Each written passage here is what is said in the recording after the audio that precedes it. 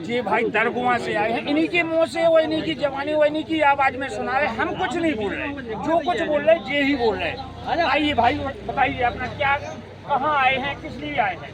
हम कलेक्टर साहब, माननीय कलेक्टर साहब लोग आए थे जन सुनवाई में, तो हमें न्याय मिला जाए इसके द्वारा। क्या हुआ है, किस हम लिए आए? पत्नी से पिता रहे थे, हमें झूठा आरोप लगाया जा रहा। क्या नाम है आपका? हमारा नाम है निर्मल राय। कहाँ के हैं? हम दरगुआ के। दरगुआ की। कब शादी हुई थी आपकी? शादी हुई थी हमारी 2023 में। 2023 में शादी हुई थी।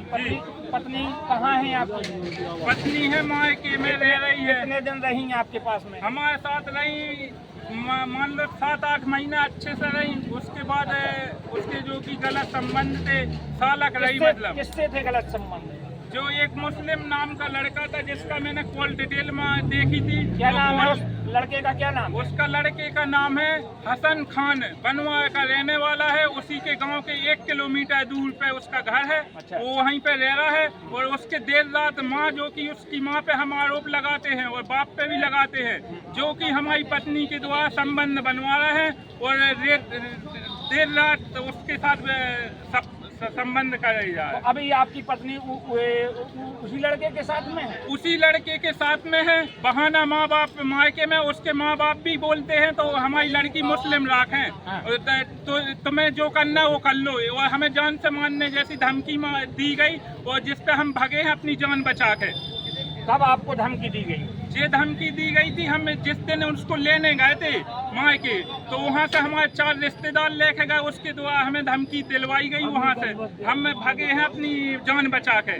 तो अब आपने किसको आवेदन दिया है और कहाँ कहाँ शिकायतें की हैं? हमने माननीय एसपी साहब को भी दिया है और हमने बड़ा मलया थाने में भी दिया आवेदन, जो कि 20/11/2024 में, आज 9 महीना हो गए, उसमें कोई जांच नहीं हुई और ना कोई आश्वासन मिला बड़ा मलया थाने से। उल्टी हमें धमकी दी गई थाने में, तो तुम्हारी पत्नी केस लगा रही, तो हमें झूठा केस का आरोप लगाई, दहेज प्रथा का ऐसे ही धमकी दिलवाई गई, जिसमें हमारी कोई कार्रवाई नहीं की। अब आप क्या चाहते हैं, शासन से क्या चाहते हैं? आज श्रीमान कलेक्टर महोदय को भी आवेदन दिया है, तो अब क्या चाहते हैं? अब क्या न्याय मिले? हम ये न्याय चाहते हैं तो साफ बताइए। जैसे आज इंदौर में वो रघुवंशी कांड हुआ, ड्राम में भर दिया, ये आज हमारे माँ बाप हैं, इनके लिए इनके लिए फिर कौन रहेगा? जिसमें हम शासन से जीते हुए अपनी गुहार लगा रहे हैं, उस पर हमारे लिए कोई कानून नहीं व्यवस्था करी जाए।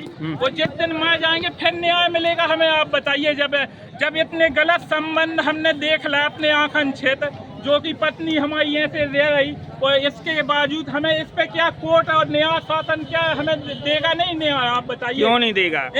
कल के दिन हम ड्राम में भर जाएंगे, एक जंगल में फेंक जाएंगे, तो फिर कौन है इसके लिए? हमारे माँ बाप के लिए पालने के लिए व्यवस्थाएं, और जिसके लिए लखवा लगी, आंखों से लाचार हैं ये पिताजी, जिनको इन्हें हम खवाने के लिए, कमाने के लिए हम खुद सक्षम पिताड़े थोड़े हैं, न कर पाए सेवा न कुछ कर पाए। तो क्या आश्वासन मिला है आपको कलेक्टर महोदय के द्वारा? हमें यहाँ पे कलेक्टर साहब के द्वारा ये आश्वासन मिला, तो पत्नी ने उठा के झूठा केस लगा दिया, अपनी मर्जी से घर छोड़ के चली गई, उसके माँ बाप ले गए और ऊपर से 125 दहेज का भरण पोषण का केस लगाई। तो यही है, तो हमें झूठा फंसाया जा रहा है हर चीज में, और दहेज प्रथा की भी झूठे केस लगाए जा रहे हैं। तो अब आगे आप क्या करेंगे? अगर यहाँ पे नई सुनवाई होती है तो आगे क्या करेंगे? आगे हम यही करेंगे, तो भाई जाएंगे शासन प्रशासन, माननीय प्रधानमंत्री जी तक जाएंगे, माननीय मुख्यमंत्री जी के सामने जाएंगे, और न्याय नहीं मिलेगा तो हम वहाँ फांसी लगाएंगे